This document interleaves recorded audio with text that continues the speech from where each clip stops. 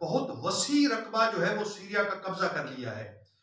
اب جولانی اقتدار میں آتا ہے یا سیریا کے لوگ کسی اور کو اقتدار میں، یہ سیریا کے عوام کا مسئلہ ہے۔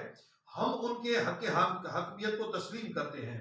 سیریا کے اندر ایک وسیع البنیاد حکومت بننی چاہیے جس میں تمام مکاتب فکر، وہاں بسنے والے تمام اقوام متفق ہوں۔ ایک جمہوری وہاں پہ حکومت بننی چاہیے جس میں امریکی مداخلت نہ ہو، جس میں بیرونی مداخلت نہ ہو۔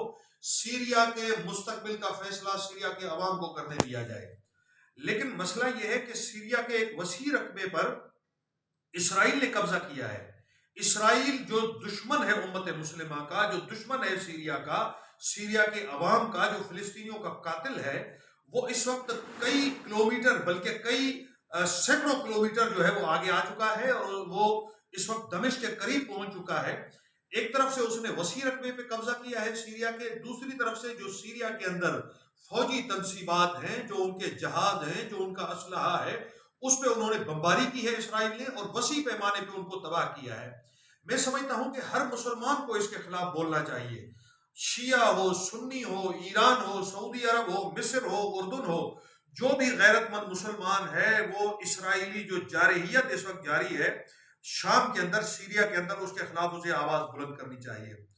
اس کے ساتھ ساتھ میں یہ کہنا چاہوں گا کہ دشمن کا ایک ہتھیار ہے، وہ ہے شیعہ سنی نفرت پیدا کرنا، مسلمان کو مسلمان سے لڑانا۔ ہمیں بیدار رہنا چاہیے، ہمیں ہوشیار رہنا چاہیے، ہمیں دشمن کے ایجنڈا پہ نہیں چلنا چاہیے۔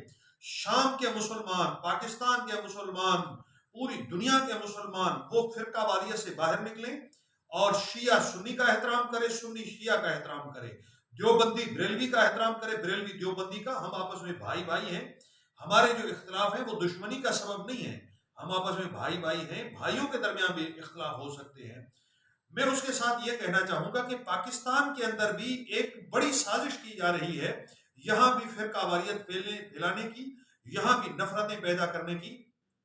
آپ دیکھیں پارا چنار جو کرم ایجنسی ہے، ڈسٹرکٹ کرم ہے، وہاں 7 لاکھ انسان رہتے ہیں اور اس وقت ایک بڑی مصیبت کے اندر وہ رہ رہے ہیں، ایک بڑی مشکل کے اندر وہ رہ رہے ہیں، اور پارا چنار کے لوگ جو ہے وہ ایک بہت بڑی مصیبت کے اندر گھرے ہوئے ہیں۔